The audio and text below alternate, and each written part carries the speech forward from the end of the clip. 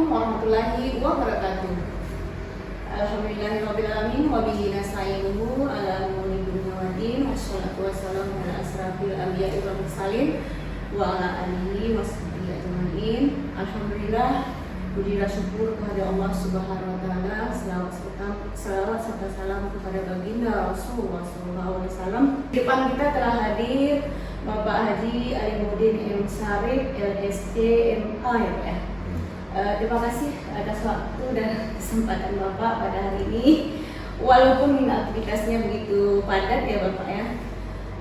Baik Bapak Haji Alimuddin M. Syarif LSC MA sebagai perwakilan dari tokoh adat alim ulama di Kecamatan Awelas. Alhamdulillah hari ini kita telah berjumpa. Apa kabar Bapak? Alhamdulillah baik. Terima kasih sekali lagi Bapak. Dengan jadwal yang padat, alhamdulillah kita dapat juga meluangkan waktu untuk wawancara dalam rangka ini kami menyelesaikan tesis kami nih Pak dengan berjudul Implementasi Moderasi Beragama pada Budaya Organisasi Madrasah. Sebenarnya kita di Mandiri Tenggara Pak ya. Cuman untuk lebih luasnya setelah kita kaji data kemarin, ada sesuatu data yang memang harus diakuratkan lagi bahwa seperti apa sih implementasi budaya moderasi itu di lingkungan masyarakat. Karena mengapa? Bagaimana implementasi moderasi beragama itu di masyarakat? Bapak sendiri sebagai ulama ya, tokoh adat masyarakat sedikit pandai perwakilan di wilayah Alas. Nah, bagaimana pendapat dan pandangan Bapak sendiri terhadap implementasi nilai-nilai moderasi beragama itu apabila dikaitkan dengan ajaran Islam? Silakan Bapak. Baik, bismillahirrahmanirrahim. Assalamualaikum warahmatullahi wabarakatuh. Langsung saja, sebenarnya kalau secara umum di Aceh Tenggara ini dapat kita klasifikasi pemikiran dan pengamalan keagamaan itu ada tiga kelompok, tiga golongan. Yang pertama kelompok yang lebih madani, yaitu ada beberapa kecamatan seperti Kecamatan Salam, Ambil, Badat. Kemudian ada di tahap kedua, kelompok kedua, komunitas kedua itu beberapa kecamatan itu masuk ke Kecamatan Melawi Alas itu bahwa pengamalan moderasi di Melawi Alas itu mulai ada dampak.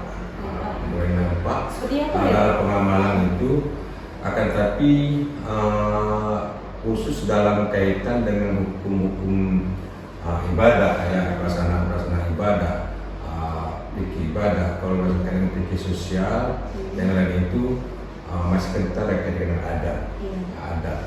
Jadi sebagai contoh misalnya dalam pengamalan tentang ketetapan zakat itu ya, zakat fitrah misalnya, karena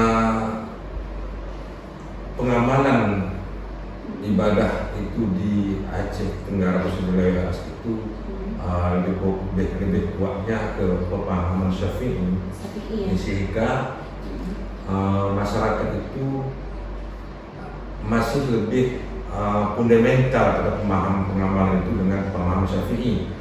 Dengan zakat harus dengan beras, tidak boleh dengan nilai uang ya. Akan tapi ini sudah mulai masyarakat mulai pemikirannya, ada juga sebagai kelompok masyarakat itu tidak demikian lagi pemikirannya, bahkan bisa dinaikkan uang apa sendiri tidak sejalan dengan adanya pemikiran yang moderasi moderat lah, pemahaman al-wasat pemikiran penengah itu mulai masuk ke tengah masyarakat. Jadi bisa dikatakan masyarakat Alas juga sudah masuk ke tahap perubahan pemikiran itu sampai kepada berdampak terhadap perilaku mereka itu, bahwa moderasi itu sudah terasa. Apa karena ada pengaruh masuknya teknologi informasi Pak misalnya itu lalu? Mungkin itu di antara juga. Sisi lain adalah memang setelah masuk tahun 2000 itu banyak khususnya putra-putra Aceh Tenggara latar-latar pendidikan agama itu yang selama ini mungkin di bawah itu didominasi oleh para alumni daya kelas pemahaman komunikasi. Dayanya sedikit Pak tradisional atau memang udah modern gitu alumni? Kalau dulu bawah 2000 itu banyak yang alumni internasional. Yang tahun 2000 ke bawah ya? Kemudian 2000 ke atas sudah banyak juga putra pendidikan yang modern masuk sama brand S1 baik dalam negeri maupun luar negeri, dan ini mewarnai. Mereka membuka pengajian ini, kemudian mereka dapat mewarnai sehingga pemahaman itu juga tersentuh ke masyarakat, dan itu terasa perubahannya dari fundamental ya menjadi lebih modern lagi. Sebelumnya ada bersifat ekstrim, ada gejolak nggak terjadi Pak? Misalnya beberapa perubahan terakhir itu misalnya ada benturan karena pemahaman agama yang merasa agama Islam paling benar, sehingga memunculkan terkadang ya, apalagi di kalangan alumni pesantren itu yang memang tradisional, terkadang itu sifat ekstrim itu bisa muncul. Itu pasti ada itu nggak? ada terjadi, akan tetapi dia tidak memberikan dampak memunculkan anarki, perpecahan, tidak. Karena itu dalam wacana pemahaman fikih memang seperti itu jalannya.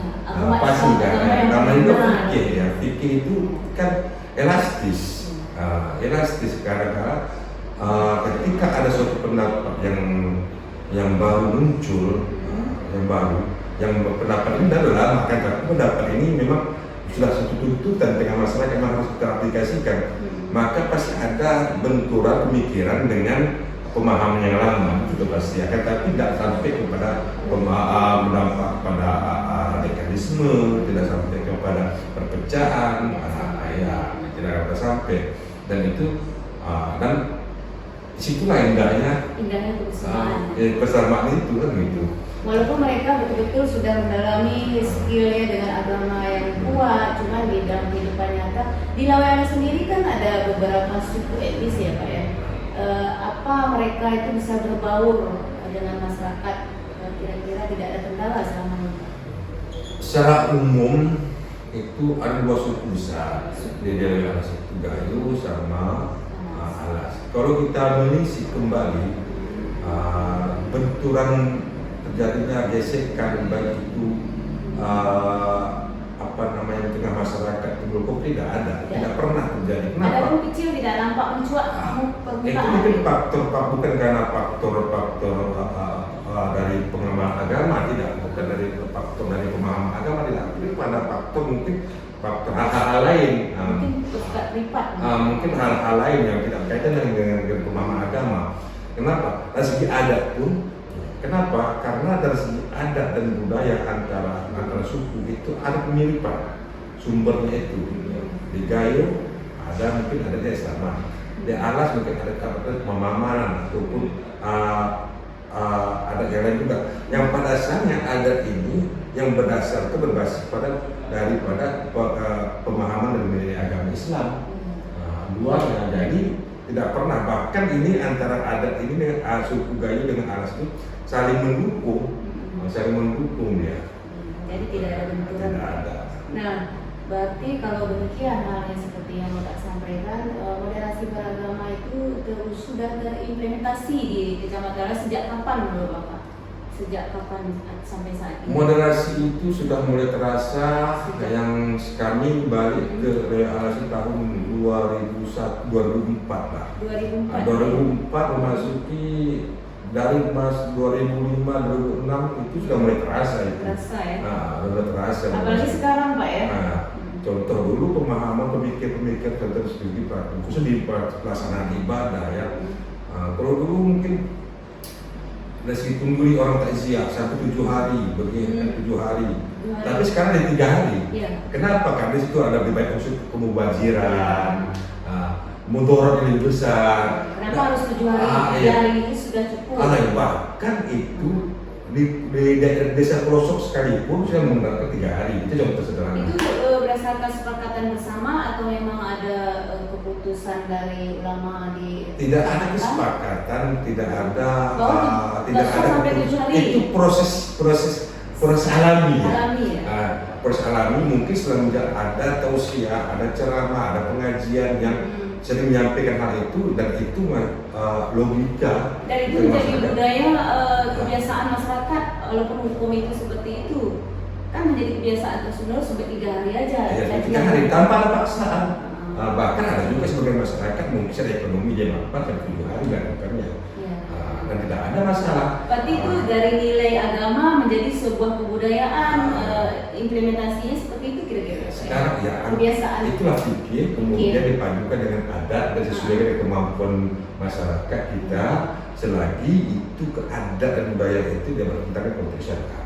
Jadi mungkin dalam pemahaman bahwasanya selama 7 hari itu baik mubazirnya dalam syariat itu bazir tidak diperbolehkan, sehingga masyarakat menerima. Bahkan ada yang 3 hari, bahkan dulu 3 hari siang hari ada kenduri, bahkan sekarang kenduri di malam ketiga terus. Maknanya kan udah mulai ada pemahaman yang lebih keseimbangan antara pemahaman mungkin yang klasik, yang ortodok, bersama dengan munculnya pemahaman modern ini, sehingga masyarakat juga sudah terbuka. Karena kenduri di malam ketiga terus untuk mengurangi suku mubaziran. Maknanya kan udah mulai ada pemahaman yang lebih keseimbangan antara pemahaman mungkin yang klasik, yang ortodok, bersama dengan munculnya pemahaman modern ini, sehingga masyarakat juga sudah terbuka. Menarik Pak ya, di Lawe Alas tidak ada benturan. Kalau menurut Bapak sendiri, indikator ya sebuah tolak ukur bahwa moderasi beragama itu telah terlaksana seperti Bapak Ramapan tadi. Nah, berhasil atau tidaknya sebuah moderasi beragama, indikator menurut Bapak sendiri apa saja? Ini sekarang ke proses. Sudah berproses, bisa dikatakan gitu, belum tahap berproses, belum berhasil, belum. Bisa dikatakan tahap proses secara utuh belum. Dalam proses. Contoh sederhana sekarang masih ada memang sedikit itu seperti sholat Jumat misalnya, masyarakat itu ada pemahaman fikih di Syafi'i itu wajib sholat zuhur lagi. Wajib sholat zuhur lagi. Nah, ada sebagian masyarakat juga melaksanakan, ada juga yang tidak. Dan dulu pada awalnya pemahaman ini muncul, ini timbul ada perdebatan, karena harus sampai pada dialog kan.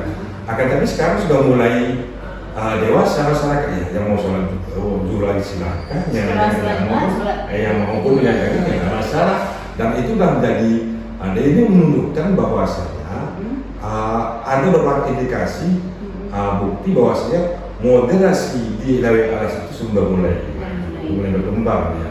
Dan di antara indikasi yang bukti bahwa moderasi itu mulai tertanam ke masyarakat itu ini mulai adanya kedewasaan di tengah masyarakat yang tidak mengharuskan mengikut pemahaman. Yang kedua, ketika ada munculnya pemahaman yang sifatnya al-wasatiyah, moderat itu ya, tidak ada muncul konflik sehingga mungkin ya pemahaman satu ini dengan pemahaman ini bisa berdiri dengan pelaksanaan ibadah mungkin dari tempat nggak sampai seperti itu. Menurut Bapak sendiri itu sudah terimplementasi dengan baik berarti. Nah, selama ini walaupun terimplementasi menurut analisa Bapak selama ini, Bapak juga sudah berpengalaman lama ya. Kira-kira kalau ke depan supaya ini bisa lebih bagus, apa kira-kira selama ini kalau kita review ke belakang yang menjadi pendukung terimplementasinya moderasi beragama, dan juga sekaligus mungkin penghambatnya yang harus kita hindari seperti apa kira-kira? Yang pertama satu ya, kemajuan yang positif selama ini harus dipertahankan. Ini. Kemudian dialog antara tokoh-tokoh agama, tokoh-tokoh masyarakat itu juga diadakan, sering lakukan walaupun tidak bersifat formal. Mungkin Bapak program ke depan kira-kira berapa bulan sekali untuk menghindari itu, kira-kira apakah kegiatan khusus? Pada dasarnya itu sebagai masukan nanti sampai saat ini kalau kita itu karakter masyarakat itu tidak suka dengan formal. Oh iya. Jadi mereka ketika kita menunjuk bola Jadi ini Pak, masukan teman-teman baik tokoh agama atau adat itu kalau dari tradisi kita itu kadang-kadang menyusun masyarakat kadang di kopi, kadang di tengah perkumpulan acara-acara keadatan. Nah di situ kita sering dimanapun kita jumpa dengan masyarakat, ini yang disampaikan. Dan itu memang selalu dilakukan selama ini juga. Beda dengan pengajian. Kalau pengajian umumnya, kalau di relasi budaya itu memang umumnya orang-orang yang bisa dikatakan pada usia yang mungkin 50 ke atas, produktifnya untuk memahami dan perannya untuk menanam moderasi di masyarakat itu sudah kurang karena anak mereka hanya berkaitan ibadah malam. Tapi kalau di bawah usia itu mungkin perlu kita rangkul seperti apa cara kita ke depan? Yang pertama, kita sekarang kan yang pertama dari kita dari usia remaja itu Belaga Bujang ya sebelum itu juga karena di dalam juga ada beberapa pesantren yang latar pesantren modern ada yang klasik. Nah kita jangan alergi itu jangan mau maksud pesantren itu pesantrennya nggak bisa baca kitab kuning. Itu nggak usah pandai kitab kuning nanti nggak pandai tidak mengikuti zaman. Nah itu sekarang tidak ada. Isu-isu itu nggak ada yang masyarakat. Kalau dulu ada Pak ya? Ada. Yang penting ketika orang tua masukkan anaknya pesantren itu baik dia modern, baik dia daya klasik, itu tidak ada masalah. Anak pemikir itu anak ini pertama berpengaruh pada pemikirannya.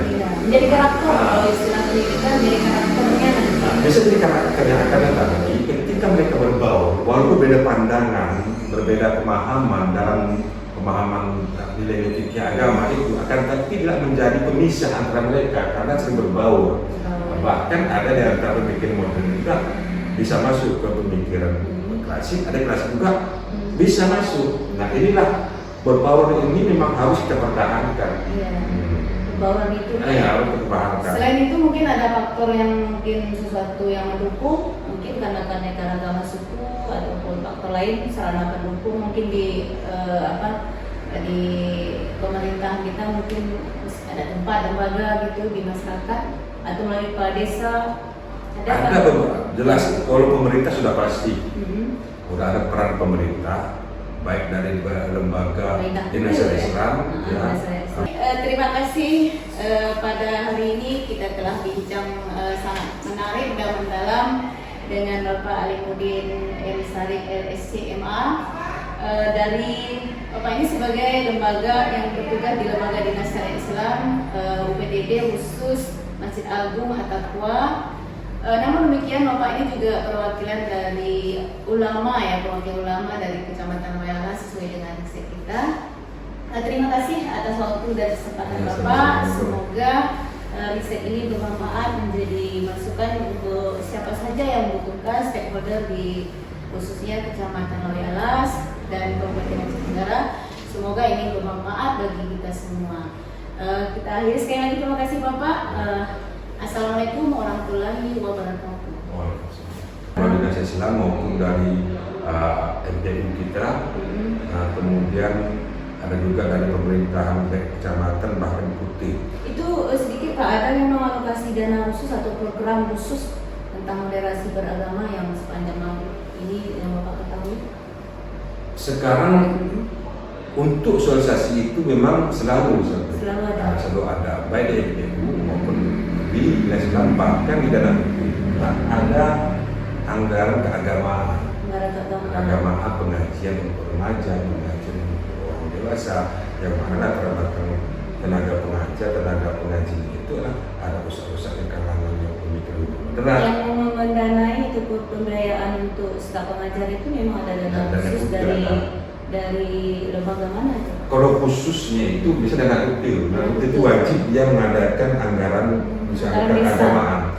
Kalau dari kabupaten, dinas Islam maupun MPU, bahkan mungkin Menteri Agama itu sifat sosialisasi.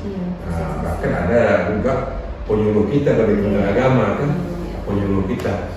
Jadi sebenarnya peran pemerintah juga itu sangat besar. Sebenarnya dia ketika menetapkan fatwa MPU tentang suatu hal, zakat fitrah misalnya, dia berikan opsi. Bukan memiliki satu pendapat, harus tetap ini enggak kan? opsi dengan berapa tahun opsi kalau masyarakat bisa dengan dibebaskan, bisa dengan dikeluarkan. Pengertian ini kan ada solusi selalu. Ada solusi, tidak ada benturan, tidak ada sesuatu hal yang tidak memajukan, harus ekstrim pemikir, harus dia radikal, harus mendapat ini yang benar. Lebih lanjut Pak, misalnya ada musibah seperti banjir, walaupun bukan yang kita dari agama Islam, misalnya tiba kalau di negara ini kan ada 11 etnis, suku, sementara agama pun ada selain Islam. Nah, kembali lebih dalam sekitar Lawi Alas sendiri, saya ada musibah yang bukan dari golongan Islam atau Muslim. Itu bagaimana refleksi ataupun kebijakan kita sebagai mungkin tokoh adat ataupun ulama terhadap mereka yang bukan dari Muslim gitu. Apakah ada misalnya kumpulkan uang sumbangan seperti itu, misalnya ada yang selama ini gerakan ataupun refleksi perhatian seperti itu ada? Baik, kita secara umum. Iya, secara umum. Secara umum khusus untuk Asia Tenggara ini kan bisa dikatakan miniaturnya Indonesia. Iya. Nah, miniatur Indonesia yang berbagai suku. Iya, Bhinneka Indonesia. Kalau contoh kasus baru-baru ini ketika banjir musibah di daerah Kecamatan Semadang, bahkan ketua itu sampai berusaha dengan ketua MPU Pak Buya Rusdi bahwa yang musibah itu sifat kemanusiaan. Bukan karena agama, jadi wajib kita bantu semuanya, baik yang Muslim dan Muslim. Sisi kemanusiaan wajib, karena itu bukan berkaitan dengan agama, tidak, bukan hal sensitif dan salah. Saya perhatikan khusus di Lawi Alas, di Lawi Alas sendiri berbatasan dengan ada Tuhi Jongkan kan, berbatasan dengan kota lain ya Pak. Komunikasi hubungan kekeluargaan ini antara Muslim dengan Muslim sangat kental. Bahkan sangat kental. Contoh kasih bahkan ada saya dengar dari saudara angkat. Saudara angkat dalam Islam acara pesta, tapi ini urusan dunia ya, beda dengan urusan keagamaan. Ada saudara angkat yang dari Muslim juga seperti itu. Jadi urusan adat ketika kita diundang, mereka mengundang kita, masyarakat yang Muslim juga ikut mengikuti. Begitu sebaliknya dengan pesta adat, dengan sektor ekonominya juga, sektor adatnya juga, segi budaya berbaur. Sehari-hari bahkan sering kita lihat itu di perbatasan itu, ya banyak yang non Muslim itu minum kedai kopi di negara Muslim. Maka di Asia Tenggara saya katakan susah terjadinya konflik agama. Ya, adapun terjadinya bisa memicu konflik antara Muslim dengan Muslim yang Tenggara ini bukan karena faktor agama. Contoh ketika ada kasus pencurian, ya saya di sini atau penganiayaan, maka terjadilah konflik. Faktor itu bukan faktor lain, karena faktor pencurian. Ada karena faktor kemabukan, minum tua ala tua sampai jam 1 malam. Itu dari kaum Muslim atau non Muslim yang mabuk itu?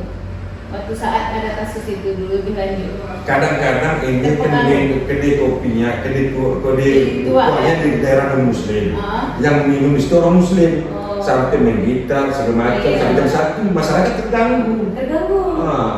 Terganggu. Karena faktor sehingga timbul percekcokan antara remaja, akhirnya meluas. Itu sebenarnya. Mungkin ada juga faktor tertentu. Kalau mereka ya kita kan ini masalahnya kesakral, itu suci.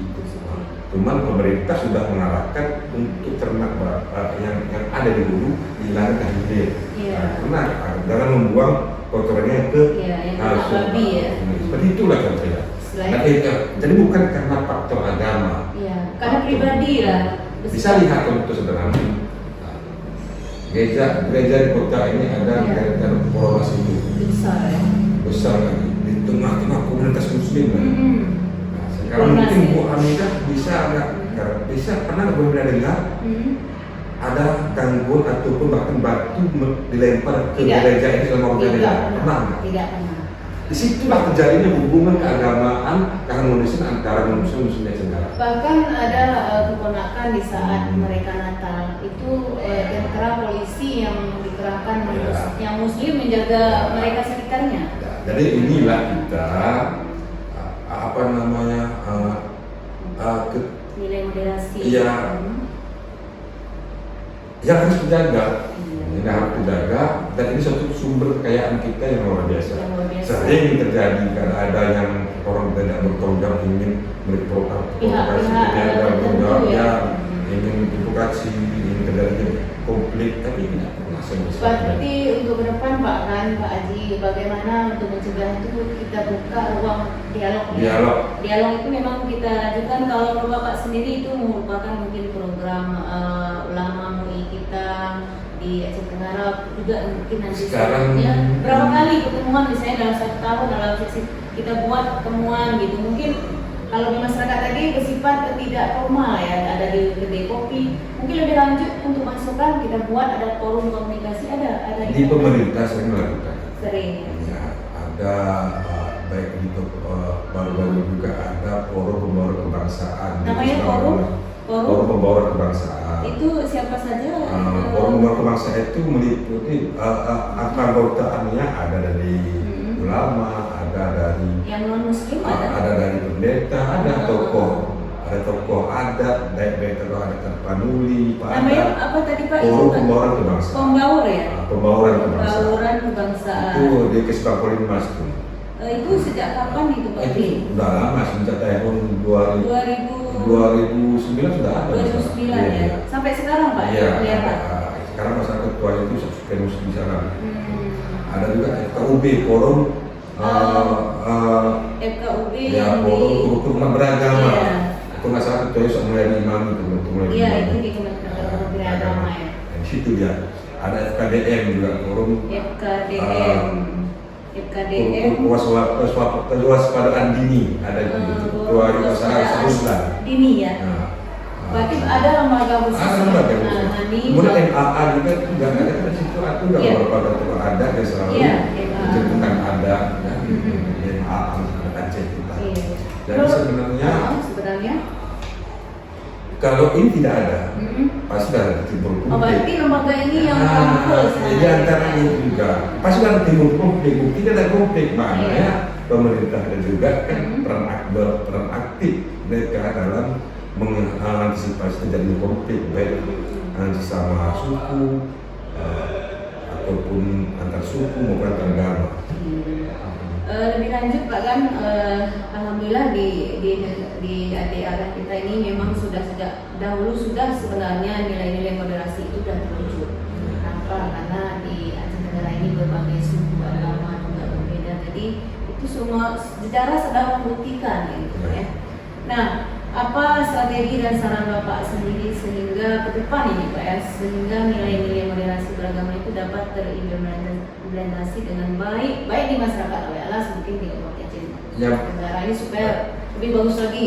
Khusus dari yang pertama, apa kelakuan yang positif selama ini harus dipertahankan. Kalau positif tadi seperti dialog ya Pak? Dialog, kemudian mulai terbuka pemikiran, kemudian pembauran antara tokoh adat dan tokoh agama juga sering. Pembauran. Ya, pembauran. Kemudian pemahaman selanjutnya kita yang terlibat tokoh-tokoh ini harus membuka pikiran kita juga. Terbuka ya. Harus membuka pikiran juga ya tentang memahami tentang penting moderasi itu. Jangan menutup pikiran kita, jangan hanya coba pemahaman kita, ya jangan selalu kita hanya radikalisme ke depan kan pemikiran kita yang benar. Nah, ini bisa menghambat, itu bisa menghambat. Maka solusinya itu sering kita duduk, sering kita tukar pikiran, ya ini. Baik secara non formal seperti baik formal maupun informal. Formal melalui lembaga tadi, ya Pak. Dan mungkin juga di pendidikan, kalau di pendidikan kan baik di sekolah-sekolah, memberikan pembelajaran itu pemahaman itu mulai pada siswa apa itu moderasi, bagaimana sebenarnya pengamalan agama yang benar, bagaimana keberagaman pemikiran itu juga mulai hasilkan mereka juga mulai berpikir ini yang harus kemudian kita di khusus negara kental itu tidak bisa dipisahkan antara adat dengan agama. Ya, karena kenapa? Karena pada saat kerja agama pun dirinya yang ada. ini dia. Nilai adat tunduk kepada nilai agama. Iya. Ada nilai adat yang tidak iya. sesuai dengan agama itu. Karena ini kalau kita telaah, adat yang berkembang itu diambil dari sumber agama juga. Cuma sekarang kenapa? Karena mulai ada pergeseran nilainya itu. Kenapa? Karena seiring dengan berkembangnya zaman, nilai-nilai asli adat itu ditinggalkan sehingga berdasarkan bentuk contoh ketika ada acara kemana-mana. Kalau dulu acara kemana-mana itu kan sifatnya ya silaturahim, saling antara wali dengan ini kan tidak ada unsur paksaan buat sendiri kemampuan. Kalau sekarang nggak harus memaksakan diri. Walaupun di luar kemampuan. Luar kemampuan itu kan udah luar agama, pergeseran ada yang aslinya. Sudah ada misi ekonomi. Ya, contoh dulu kalau ada ini megah tengah, ada orang tandang, itu sadar serupahu. Arah sentuh, ada sentuh. Kemudian tidak boleh bahkan ibu orang ini bicara apa ini perlu muridnya. Harus sentuh apa? Tidak boleh laki-laki dengan perempuan berduaan. Karena sentuh. Kata Rasulullah dari biarkan laki perempuan berduaan tidak setan. Maka ada yang sentuh tadi menghindari itu. Nah sekarang mencegah itu sekarang. Itu kan budaya kita, adat kita yang bersumber dari hukum. Tapi sekarang mulai disisihkan. Kalau kita kembalikan ke adat aslinya, itu bagus, Pak. Tidak ada pertentangan antara pasangan adat dengan agama. Berarti sekarang banyak terjadi pergeseran. Ini menarik sekali ini, teman-teman ya, menarik sekali terjadinya pergeseran ini. Walaupun nilai moderasi beragama yang kita kaji ini terjadi banyak penyimpangan dan pergeseran ya. Bukan penyimpangan, Pak, pergeseran. Jadi moderasi agama itu sudah tangan ke orang tua kita dulu. Ini contohnya ada. Mungkin juga mendengar ada istilahnya ngampikan. Ngampikan itu dipinang. Itu dipinit. Walayak itu laki badan. Jangan kumina perempuan yang dipinang saudara. Kalau nggak dipinit, aku udah dipinang sama laki-laki lain. Maka istilah ngampikan dia. Dari mana sumbernya? Ada ini. Dari Islam kan? Dari hadis Rasulullah kan? Makanya antara adat dengan budaya dengan agama itu di khususnya di negara yang asli tidak ada benda negara, tidak ada benturan kalau kita kembali ke aslinya.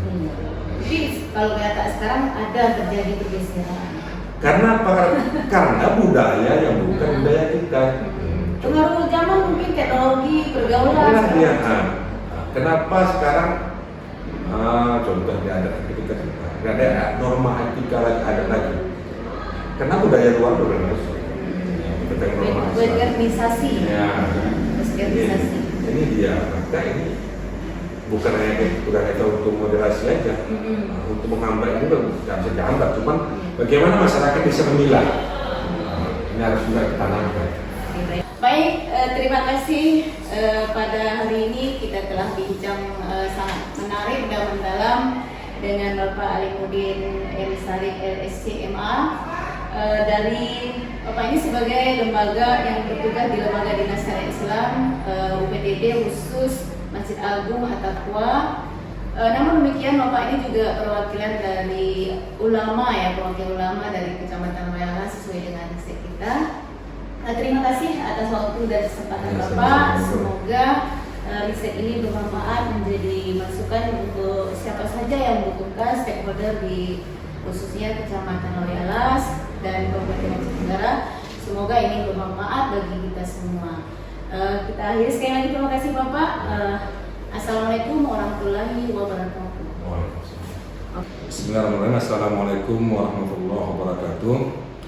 Hari ini Senin tanggal 20 Mei 2024. Alhamdulillah atas nama Ibu Hamidah telah melakukan penelitian di tempat kami dan telah wawancara dengan kami tentang moderasi ya ataupun wasatiyah pengamalan agama khususnya di Kecamatan Loyalas. Alhamdulillah wawancaranya sangat menarik dan kami saya pribadi memberikan apresiasi kepada ibu ini, dan ini sebenarnya judul ini sangat kami butuhkan ya, khususnya masyarakat Tenggara, kaum umumnya Nusa Tenggara dan khususnya di Loyalas, bahwa mudah-mudahan ini nanti hasil penelitian ini juga bisa jadi bahan kita ke depan bagaimana supaya Lawe Alas itu semakin maju moderasinya dalam pelaksanaan baik pengamal agama dan kehidupan sehari-hari, dan bisa dikatakan saya pribadi memberikan aplaus yang luar biasa lah ini kepada Ibu Hamidah, terutama milih judul ini. Dan ini yang pertama nih. Nah, ini yang pertama, judul ini yang pertama sekali mahasiswa Huspa Sedana melakukan penelitian tesis khusus tentang judul generasi Muslim Lawe Alas. Mudah-mudahan sukses Ibu Hamidahnya dan karyanya sangat menjadi manfaat untuk agama dan bangsa, khususnya masyarakat Lawe Alas. Saya pribadi Ali Mudin, terima kasih. Wassalamualaikum warahmatullahi wabarakatuh.